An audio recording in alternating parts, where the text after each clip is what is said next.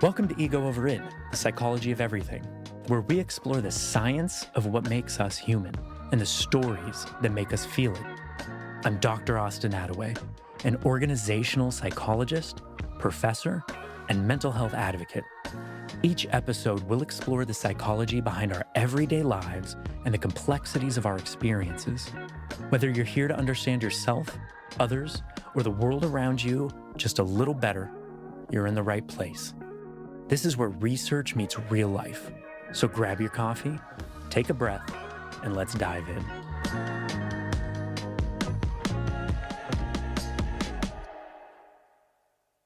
Today's episode explores something that I think we've all experienced a little bit at some point, and that's this uncomfortable feeling of being left out. Maybe you've seen friends hanging out without you on social media. Maybe you weren't invited somewhere. You might have felt ignored in a conversation or group, and that feeling has a name that many people know: FOMO, the fear of missing out. But underneath FOMO is actually something deeper. In psychological research, we call that and something more broader as social exclusion. It doesn't just affect our feelings, but it can also shape how we think and perceive other people, can affect how we behave socially, and even influence our health. To help us unpack the science behind this, we're joined by Dr. Michael Bernstein, a social psychologist whose research examines how social experiences shape human behavior, cognition, and health. His work focuses on topics like social ostracism, stereotyping, person perception, and how exclusion changes the way that we process the social world. Michael is a fellow of both the Society for Experimental Social Psychology and the Midwestern Psychological Association, and he's received numerous honors and excellence in teaching and scholarship at Penn State. Michael, welcome to Ego Over Id. Glad to have you. Thank you. I'm so excited Yeah. to be here.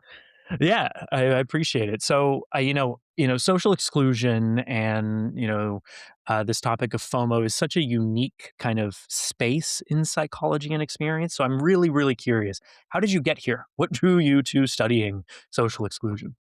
This is great. So I have a practical answer, and a lot of the time I can talk about as a kid, sometimes feeling left out and feeling bullied. I had my network of friends, but junior high was a tough time, as it was for many people. Very practically, when I was in grad school, I was trying to figure out what I was interested in studying. And perhaps of no surprise to someone who studies belonging, I ended up connecting with three other graduate students who were all really interested in belonging and on social exclusion and what happens when we feel like we don't belong. And I was friendly with them, and we all were sort of interested in this idea. And I said, "Yeah, let's all do this together." And then over the last 20 years almost, have continued that work. As many of them have also continued that work, but many of them have gone on to other areas. So yeah, part of the way I got involved in this was through wanting to feel like part of a group. Yeah, that's cool. And there's a kind of a fun irony in a group of people coming together to study social exclusion. Yeah, Yeah, that's awesome. If you could help us kind of better understand, some of the audience better understand, when we say social exclusion, when a psychologist says social exclusion, what is it exactly that we're talking about? sure. This is a great question. So you'll often hear psychologists refer to this as social exclusion or social rejection or being ignored, or another common word is ostracism, social Mm, ostracism. And these all, for the purposes of a conversation like this, and for much of the research field, are basically talking about any time you feel less connected to other people, often as a result of other people's actions or inactions. That's a little different from loneliness, because loneliness is feeling socially disconnected, but it's not necessarily because you are in fact disconnected. It's a feeling of being disconnected. Social exclusion or social rejection often requires someone to say, "I don't want you in this situation right now," or a group of people who you might normally expect to spend time with chooses not to invite you out on a Friday night. You wake up in the morning, you check your social media, you see your friends went out and you were not invited, and you're left wondering what happens. Um, it could be as small as waving to someone across a store, or for me, across a college campus, and having them not wave back and being left uncertain as to whether or not did that person ignore me on purpose, Or did they just not see me? And that feeling, as we try to wrestle and determine what's going on in that situation, is an experience of social exclusion that then leads us to react in a bunch of different ways. I appreciate that. I think that really also helps me clarify and better understand, that explicit experience of not being included, right? As opposed to sort of, is there any sort of like day to day forms of social exclusion that we Sure, experience? absolutely. This happens all the Yeah, time. So, and it got can it. happen in really big or really small ways. So, in sort of the active work, and so this is where we can tease apart words like social rejection versus exclusion or ostracism, and they all are going to be in the same sphere. Rejection is someone or some group said, "We don't want you a part of this." So, not my friends went out and didn't invite me, but your friend said, "We're not inviting you tonight. We're unhappy with you," right? That's a rejection. If I come home and, my daughter or my wonderful partner, I walk in and I say hi to them and they stare me in the eyes. It is clear they have seen me and they look right away, and I ask them how their day was, and they are not responding. It's very clear that they're acknowledging that I'm here, but they are looking away. That's a rejection. I'm left now trying to figure out what have I done, to warrant the silent treatment, as it were. Um, but sometimes it can happen in really small ways where you wave to someone, right? You wave to someone and they don't wave back. Or you try to engage in a conversation with someone and they're talking to someone else. And at some point you decide, I'm not going to wait any longer. It's starting to get awkward. There might be an attribution you make, an explanation for why this happens that doesn't make you feel bad. "Oh, that person was super busy. I don't have to interpret this, negatively." But if you're left wondering, "Did they not wanna stop and talk to me because they don't want to talk to me? That they don't value this connection," that could feel like, an exclusion. Yeah, these Gotcha. things happen in very big and very small ways.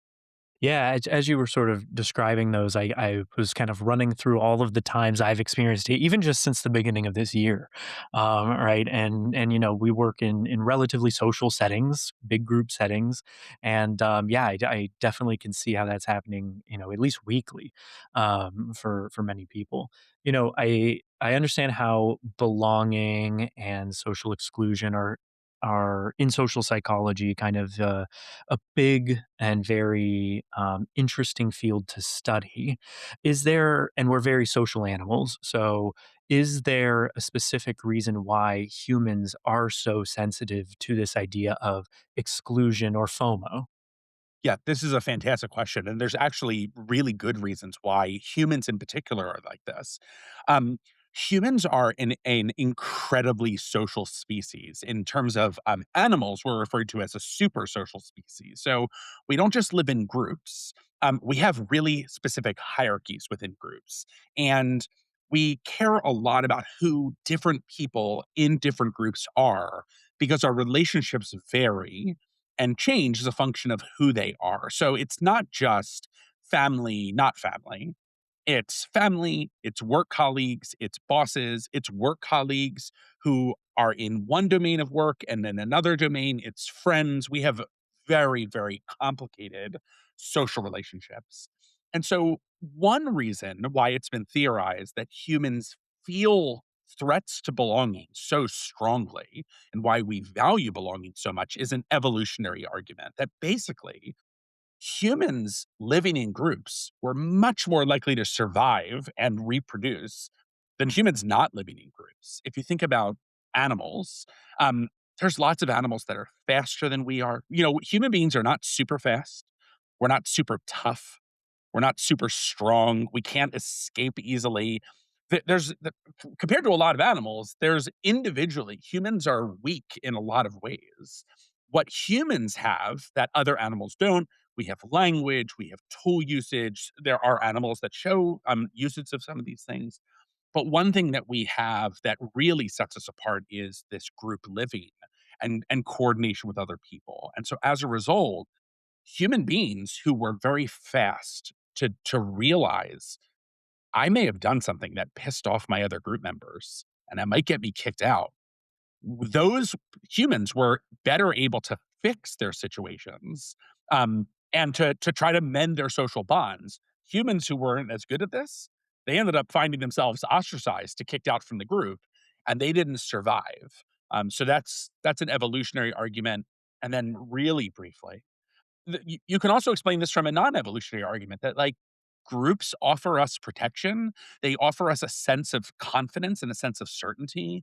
We derive self-esteem from our groups. When Penn State is having a really successful year in any number of domains, it makes me feel really good. And when Penn State is struggling, it makes me feel bad. And that how good or bad I feel varies as a function of how important that group is to me.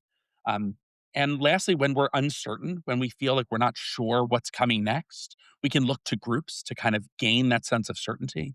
So, both for like really distal reasons from an evolutionary perspective and really acute, more recent reasons, groups just afford us a lot of positive outcomes. And so, when we feel threatened, we're very quick to try to react to fix it. Yeah, almost kind of like a survival response, which is probably why those feelings are so strong when we do have that sense of FOMO. And we've Absolutely. mentioned FOMO a couple times here.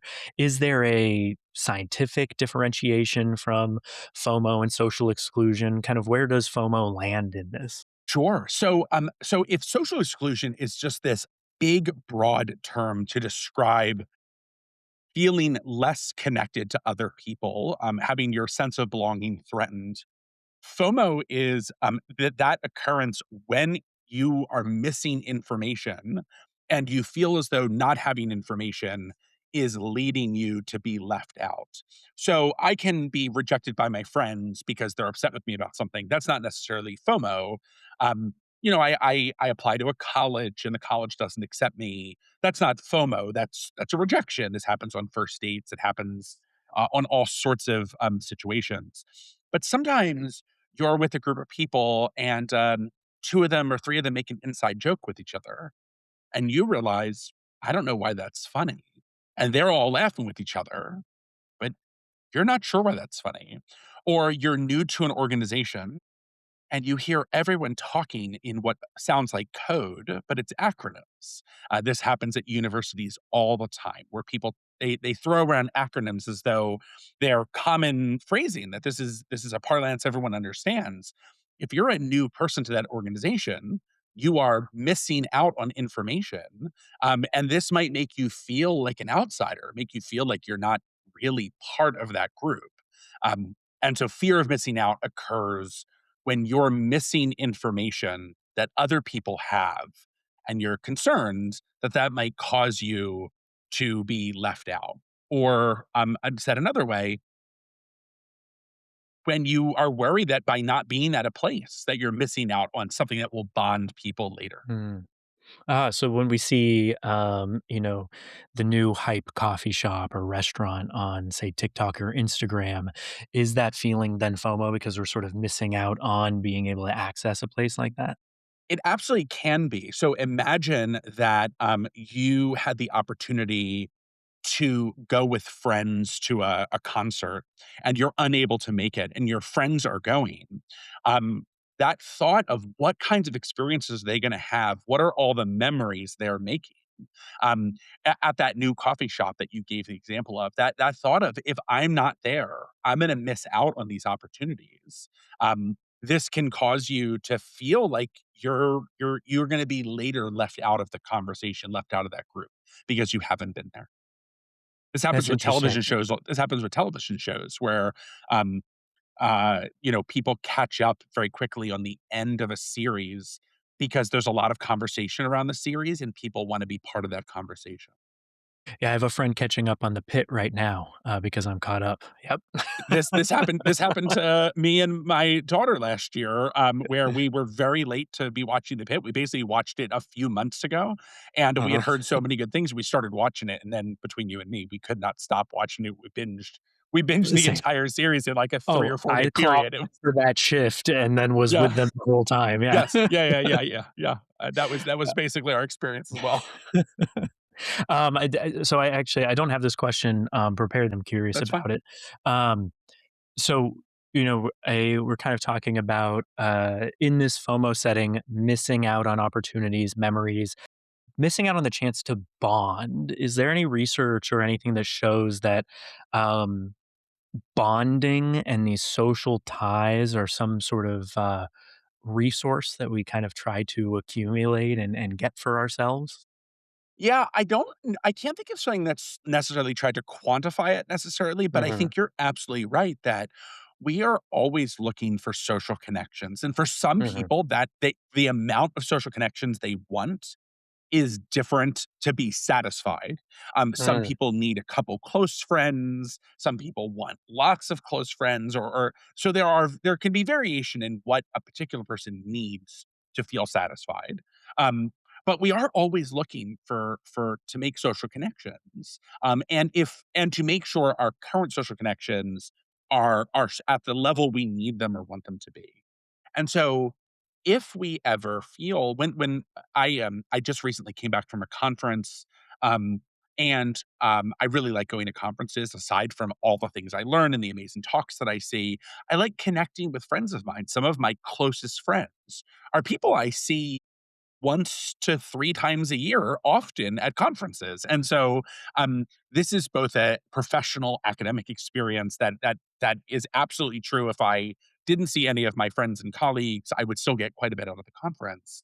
But these, social connections are really important to me, and when I don't go to a conference for whatever reason, I often feel like I'm missing out on another opportunity to, build and establish bonds I already have that are not threatened, but just I like this relationship, I like this friendship, I look forward to seeing them, and I always end up meeting new friends and meeting new people, and so when I don't go to a conference, this is a another missed opportunity for a potential future social relationship, and so in that way, I do think we are often looking for social bonds and to worried we might miss out on those.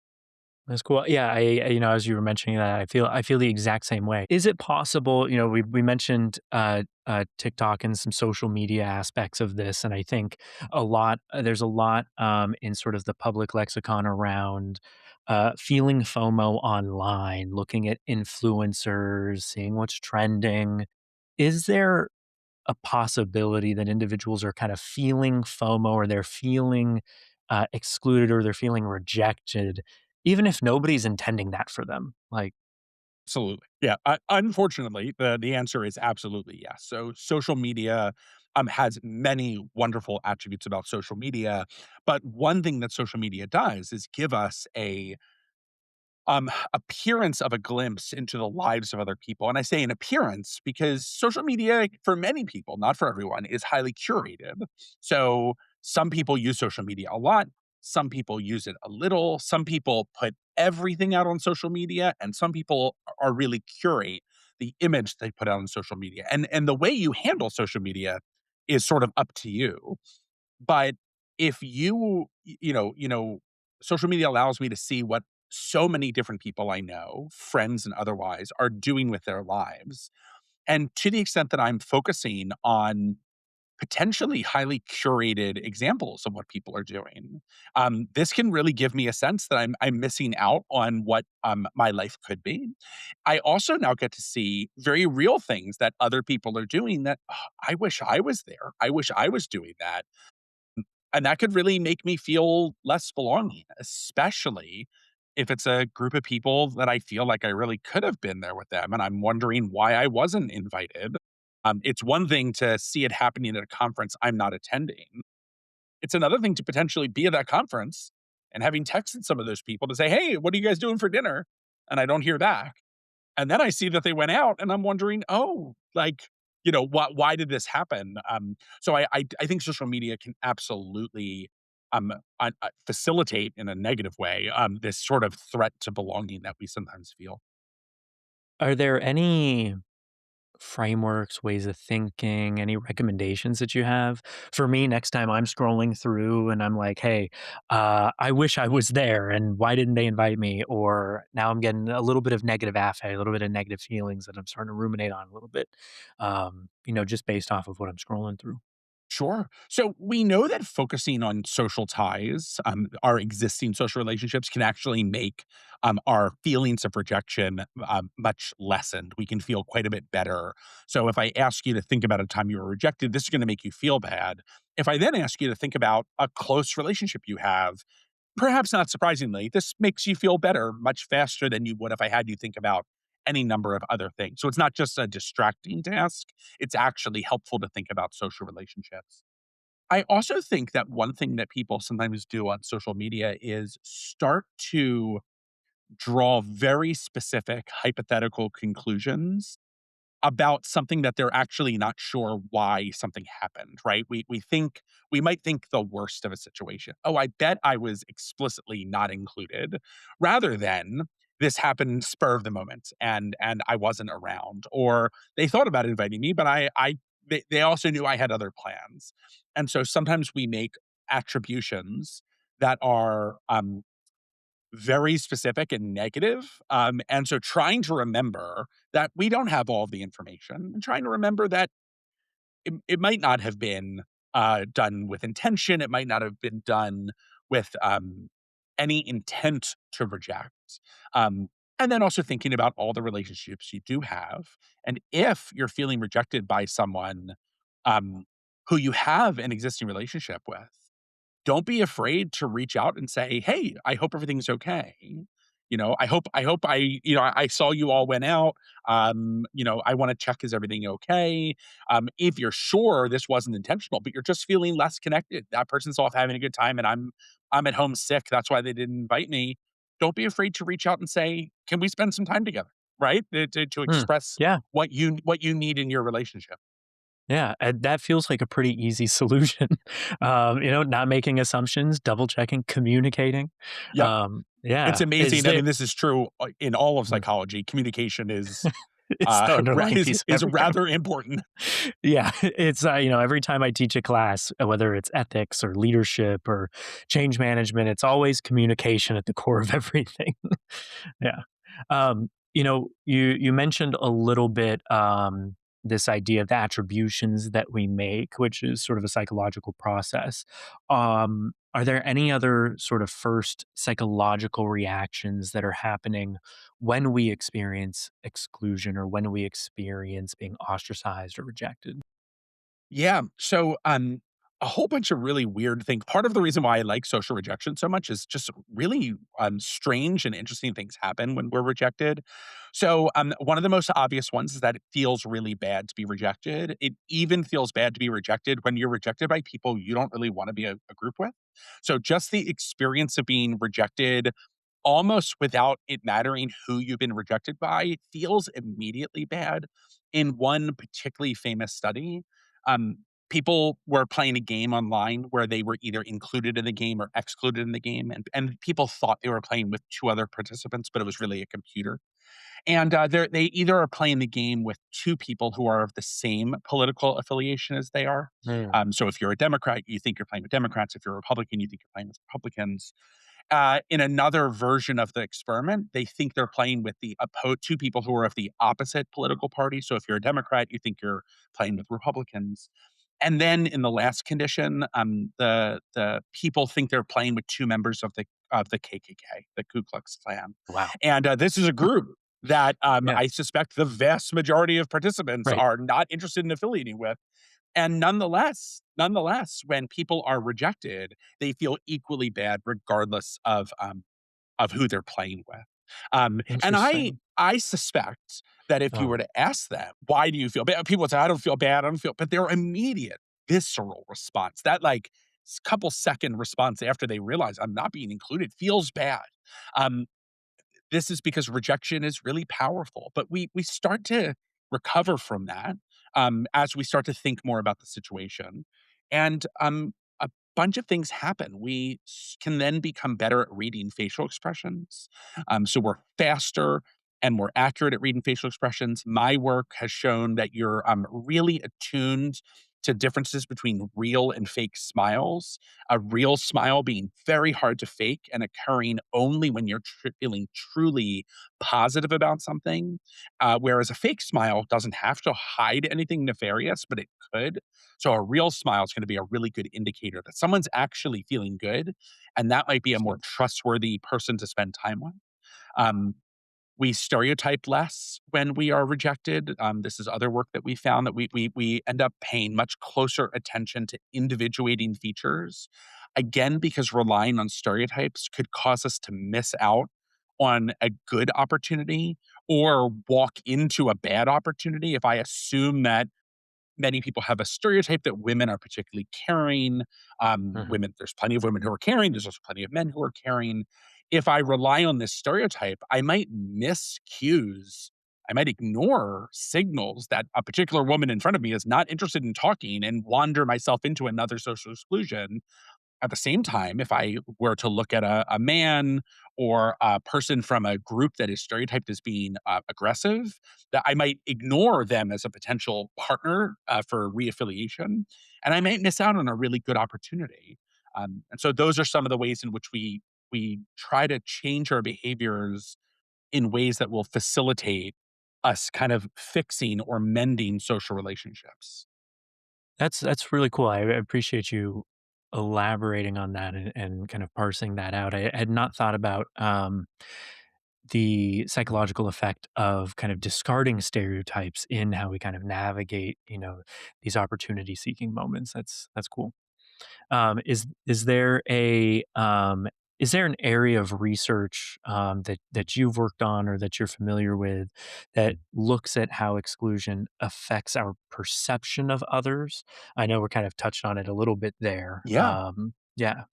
Yeah, absolutely. So, this is where a good amount of my work and work by other brilliant colleagues kind of focuses on looking at how does rejection change the way we view other people. So, I've talked a little bit about reading facial expressions and the smile detection.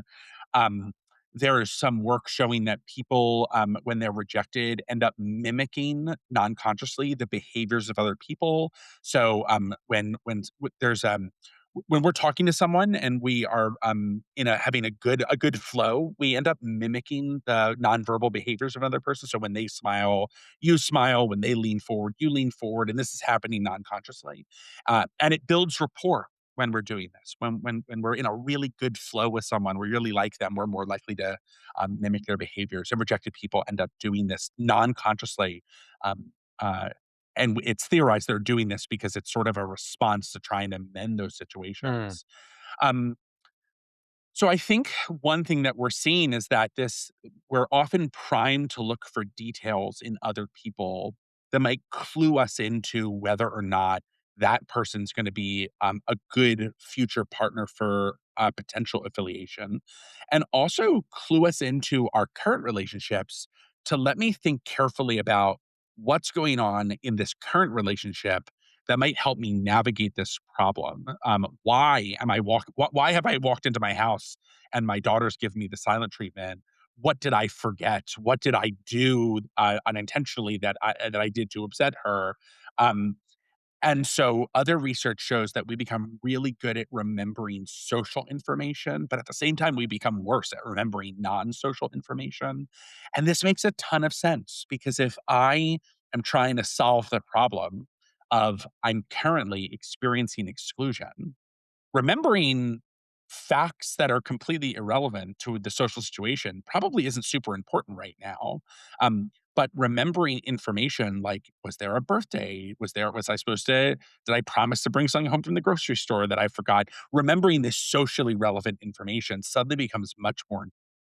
And so, in all these ways, one thing rejection does, or social exclusion does, or FOMO does, is start to prime us to be thinking about um, how do we fix these situations.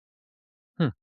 I I like this perspective of the different ways that we try to mend unconsciously. And you shared a few different examples there. Are there ways or any sort of research that show people kind of doing the opposite, like pulling away or moving into isolation or something like that?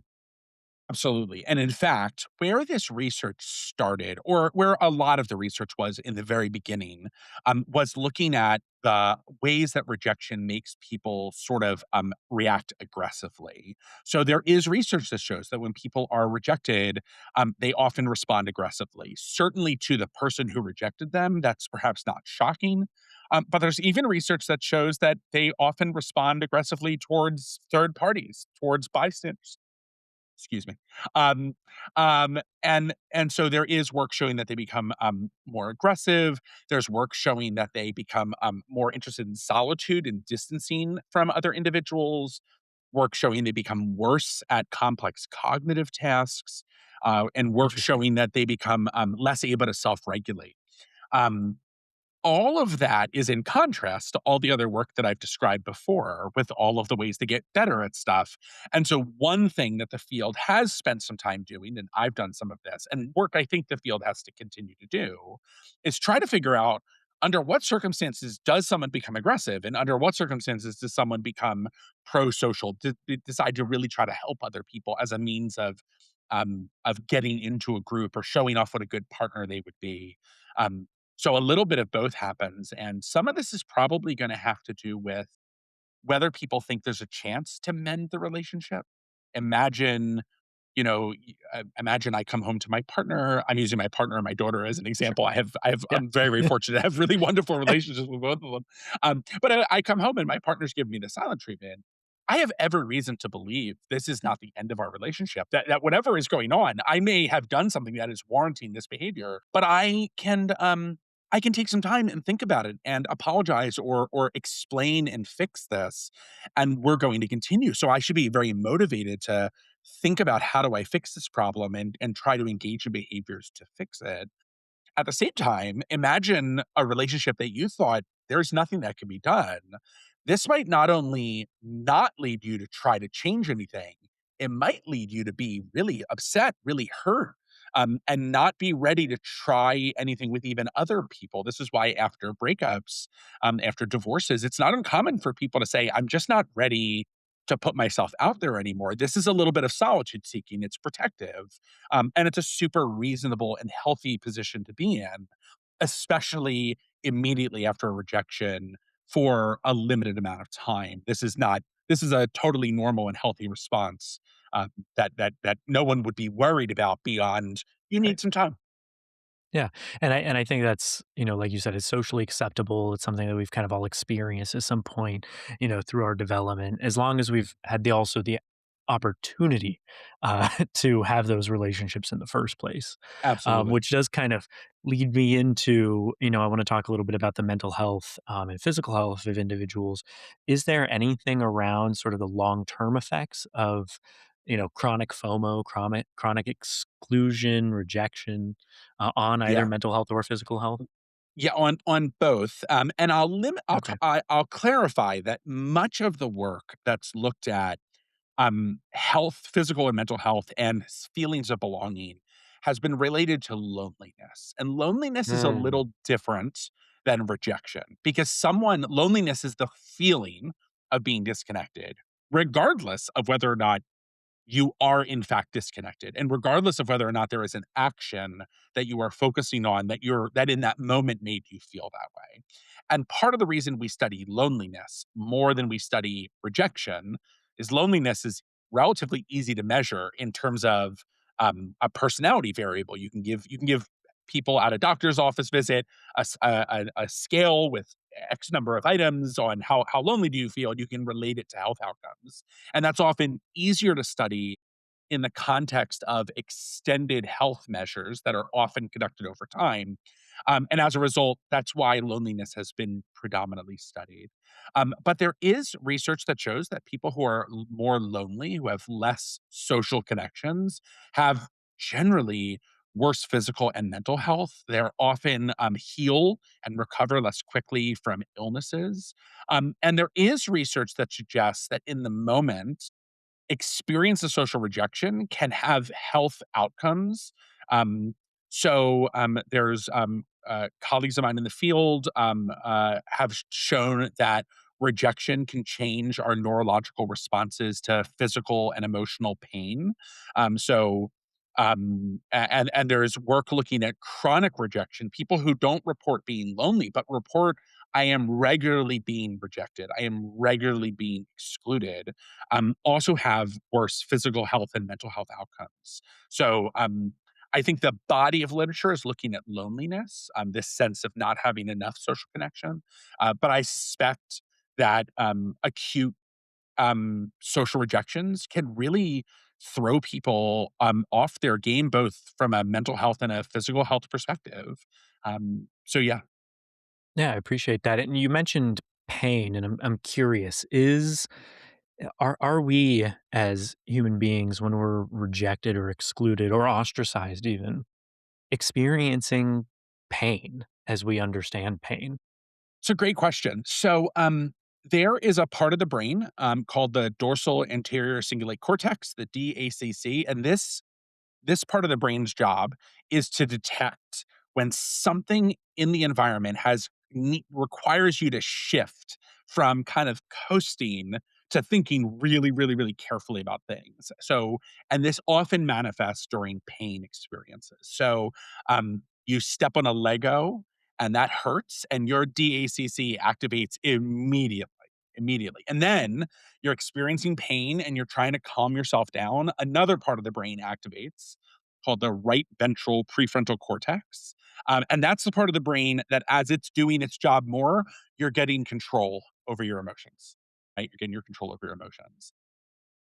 And when I go out to my car, if I go out to my car later and I've got a flat tire, that feels terrible.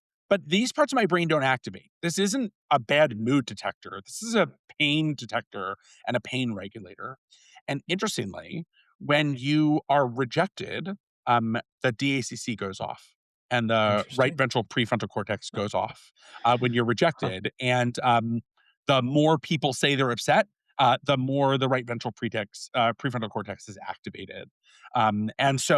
These things are processed similarly, and the biological argument for why would our physical pain system also detect social pain is simply that it's really important to detect social pain. So Mhm. humans who were able to detect it were better Mhm. off than humans who weren't. And Yeah, then two, it's a lot simpler to have one system that does two things than it is to have two different systems. And so over time, our brains evolved to detect social pain the same way we detect physical pain. And so physical and social pain are definitely different. I don't want to imply that they're exactly the same, but there are sure. kind of important overlaps. Yeah, that's really interesting, and I don't wanna oversimplify this next question, but, heartbreak is a form of rejection, and Yep. so this construct then that we've made around heartbreak, I is does this support then that it is literally painful? The experience in our brain is that heartbreak is painful? Again, the authors who did that initial pain work, as well as some other colleagues who wrote a really brilliant review paper, and I can send these links if your audience is ever interested in Sure. looking at them. Um, Yeah, some of them did a review, a linguistic analysis, and looked at different languages, and they found that all words that could be used to describe social rejection and the pain associated with social rejection are also words we would use to describe physical injuries or physical pain. So, heartache, heartbreak, feeling lovesick, right? They're all words. There's a whole list of them. I can't bring all of them to sure. mind, but the words we use to describe social injuries are also the words we would use to describe physical injuries, suggesting at a linguistic level and even deeper than that at a neurological level that this experience um of of of social injuries really being experienced as painful. In one really famous study, I don't know if you've ever broken a bone, but if I ask you to think about a time in your past where you had a severe physical injury, um, you can remember it, but it doesn't make you hurt right now. I broke my clavicle years ago. I can remember how much it hurt, but it doesn't depress my mood. It certainly doesn't make me feel pain right now. But if you ask people to think about a time that they were heartbroken, they Hmm, don't feel as bad as they did at the time, but people suddenly feel much worse, and they don't just feel bad in their mood, they feel less social connection. They feel these things. So there is a special aspect of social injuries that is different than physical injuries. They're certainly not one and the same, but there also appears to be significant overlap in the two. That's really interesting, and I think a lot of our audience will resonate with that. And I think another thing that's sort of in alignment with it, heartbreak, these ways that we popular language that we use. Another one that kind of comes to mind for me is sort of the cold shoulder, right? And being ignored. Is there anything that has looked at or studied how being ignored compares to being directly rejected? So, another great question. The answer is there's been some, but not as Right. much as there probably should be. So, for the Okay. last, so people have been studying exclusion. I mean, since the Greeks, right? The word Sure. ostracism comes from the Greek words Yeah. related to ostracism. Social ostracism research became really popular in the late 90s, early 2000s. And for the last 20 years or so, people have sort of used the terms rejected, excluded, ignored, ostracized, often interchangeably. And if you read Mhm. papers, they often say things like, these words mean different things, but for our purposes, we're going to use them interchangeably. There's some work that has looked at the differences between being rejected, where someone says, I don't want you, versus ignored, which is much more passive. And there appears to be, in some cases, some really important differences between these. And this makes a ton of sense. It makes sense that being told at the you go out on a first date and you think it went really well. And then the next day the person calls and says, "Hey, I had a really nice time, but I'm not interested in seeing you again.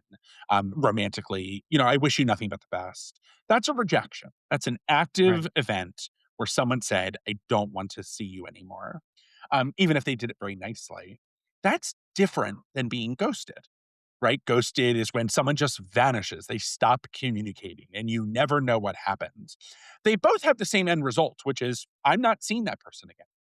But in one case, I've been actively rejected. And in another case, I've been ghosted. And those feel very different from each other. It's sort of surprising that over 20 years, they've sort of been treated similarly, and that's okay. I mean, my own work has often treated them similarly, so I'm also at fault for not necessarily teasing these apart. But there is some research that has looked at that and probably needs to look more at that in the future. That's really interesting, and I think, for those who are chronically online, there's a lot of discourse around, "Please just reject me, don't ghost me, don't leave me on red." I think that's kind of getting at a little bit of what you're saying, that there is a difference between these. Is there any sorry, didn't want No, to no, no, cut you. this is Yeah, fine. yeah, Just that yeah. part of it is that rejection is less ambiguous, right? When I Mm, may not right, know exactly why the person rejected me, but it is unambiguous that, "Oh, yep, I've been rejected. That is what right, happened." Um, yeah, and there's also some respect that comes from, like, you communicated with me. When I'm ghosted, I don't know what happened. And that can be really hard to have the ambiguity, the uncertainty about what happened, to be left wondering, did I do something wrong? Did I do something really offensive and not realize it? Or was this just not a connection between two people, right? If I have imagine a close friendship where the difference between that person in either case of a close friendship ending, this is going to be painful. But in the case where a friend says, "This is what happens, and I'm not interested in this relationship anymore," versus just refusing to ever talk again, one comes with more certainty and less ambiguity, and that can feel different. So, um, I do think more research probably needs to be done to right. examine the difference between the cold shoulder versus, the active rejection. Right. Cool. I appreciate that. Would you Of say at course. this moment in time there's um, some consensus on just being more direct, removing the ambiguity? I think this is true. This is a great question.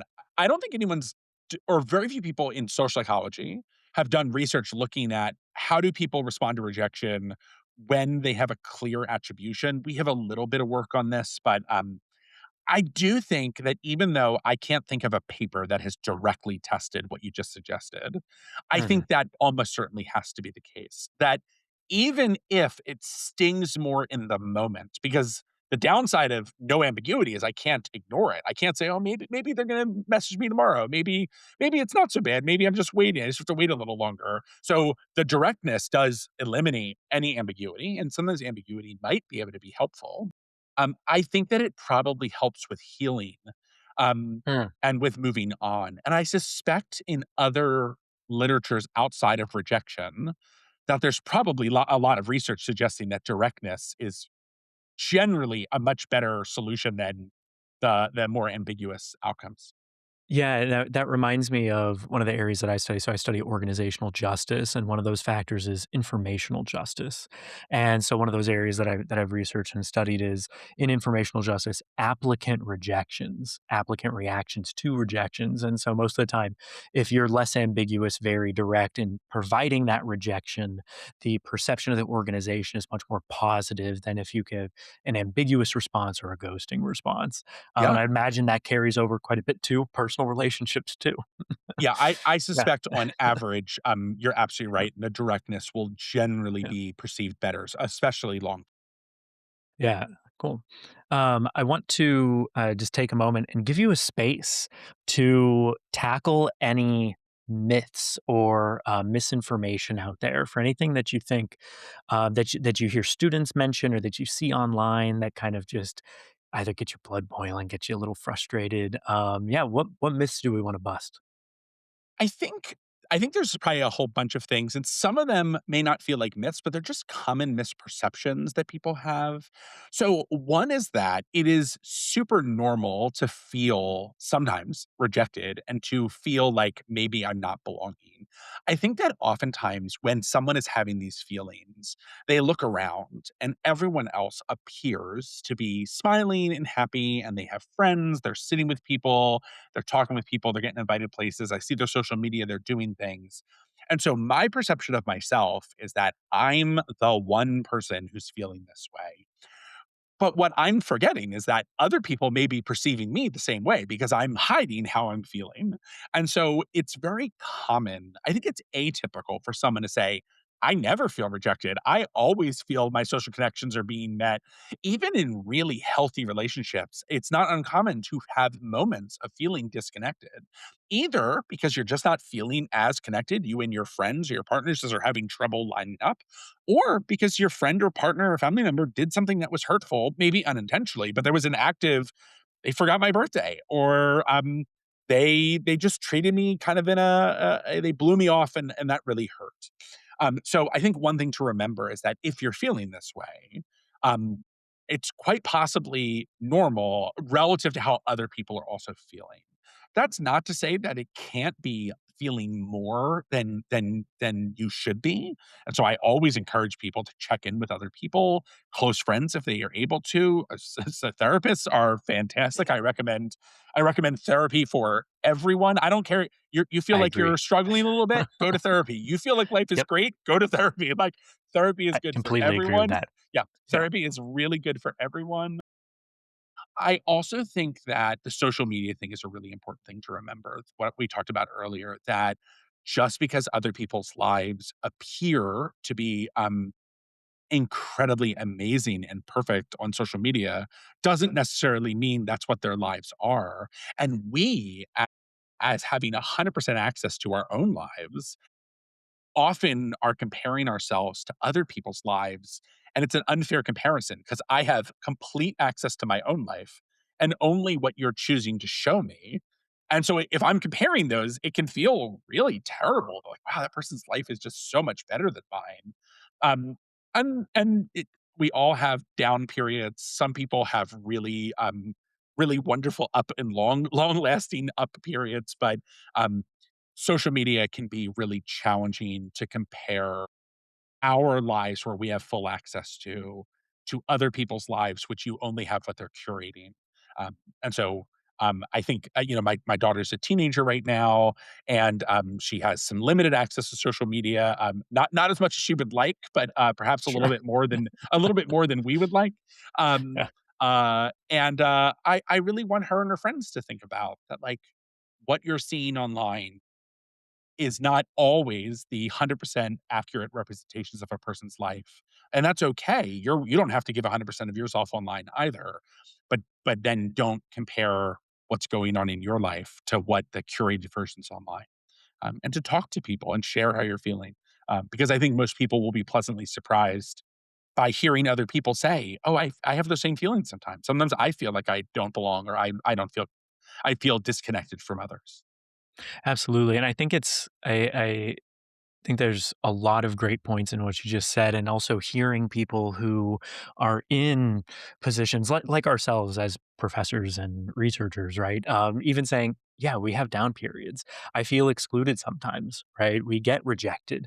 We didn't get here by not being rejected Yeah, at some yeah. point, right?" Yeah, it's a Um, super common,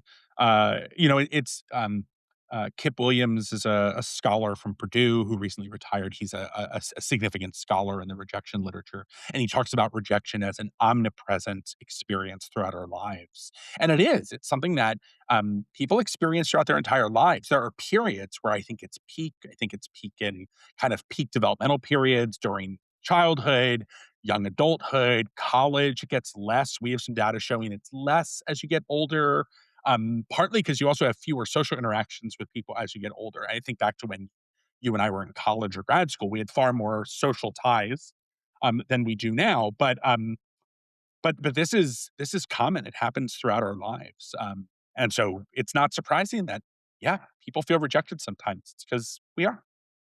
yeah. Please remember that if you're listening right now. People get rejected. It is normal. In our last section here, I wanted to do some rapid fire questions. Is FOMO a modern problem, or is this an ancient human issue? Great. I think it's probably a bit of an ancient issue, but it's gonna be much bigger now, and the quick reason why is when we were living in groups long ago, our groups were much smaller, and so there was just less opportunity to miss out, right? If you're living with 150 other people and that's it, your entire community is 150 people, you're just actually gonna miss out on less. But if you happen to not go out gathering that day, and other people went out gathering and something funny happened to those people while they were out and they came back and they're joking about that, you were going to feel FOMO. You probably just have less opportunity to miss out on things when you're living in a small group with 150 other people in a relatively small location than you do now. Yeah, and those people don't have access to TikTok, right? Right, exactly, Yeah, exactly. Yes. If yeah, you had given them TikTok, they would have felt FOMO way more. yeah, that makes total sense. Is there, one primary surprising thing that you think people don't realize about, rejection or loneliness? I think one thing that feels, shocking, so one is the health implications of loneliness, right? The World Health Organization has identified loneliness as a epidemic, Mhm. that is affecting Wow. worldwide health. So loneliness has I think I'm always shocked when the mind has such an effect on the body, and when our social connections can have such an effect on us. In some ways, this makes Yeah, perfect sense, yeah, but I think that's surprising. Um, the other thing that I think is surprising is how painful rejection can feel and then how quickly we can get better. So, people who go through a severe end of a relationship often feel like I'm never going to experience happiness again. This is a common refrain from people, and other people will tell them, "Oh no, it's going to be okay. It's normal to feel this way." And people are like, "Well, yeah, that's true for everyone else, but not for me." Right? I'm never going to be happy again. yeah. And I'm the unique one that'll never be yeah, happy again. yeah, Yeah. and oftentimes, maybe not always, but oftentimes those people at some point look back and they're like, "Wow, I really thought I was never gonna be happy, and I'm okay again." This happens with breakups in among teenagers, right? I remember being dumped by my 5th grade no, 4th Yeah. grade girlfriend, and I was like, my life is over. I'm never going to experience happiness again." Yeah.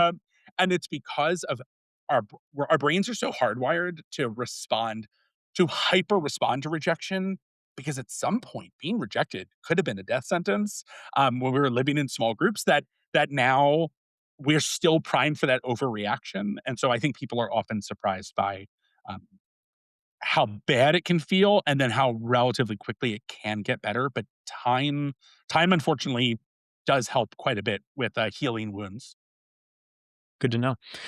Is there one small action that you could recommend people to take to make somebody feel included day to day? So many things in this domain. I think asking people about themselves, I think asking them, how are you? We routinely ask people like, oh, how are you doing? As part of this like casual conversation where we're often not expecting a deeper response.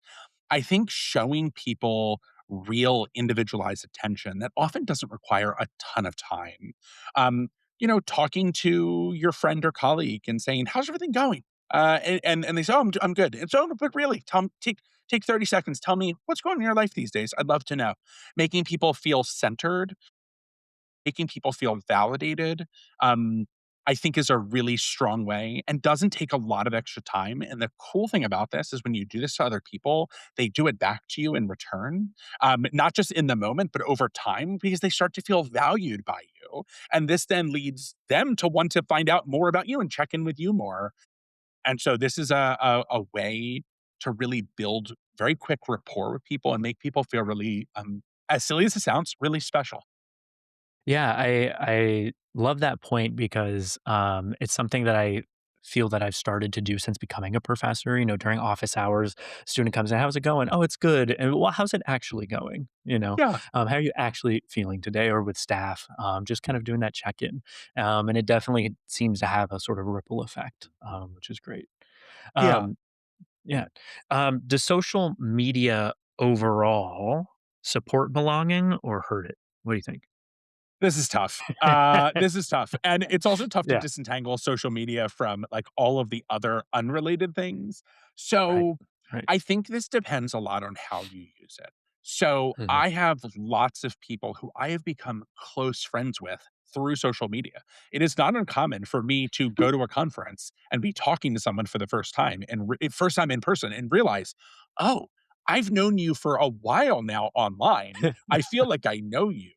I have a Yeah, very close colleague of mine who I walked up to at a conference once and gave them a big hug, forgetting that we had actually never met in person. And it wasn't until and I'm a hugger, but I never hug someone if I'm not positive they're a hugger. And I had such a close connection to this person through our online relationship, yeah. that I just misremembered that like we had never met.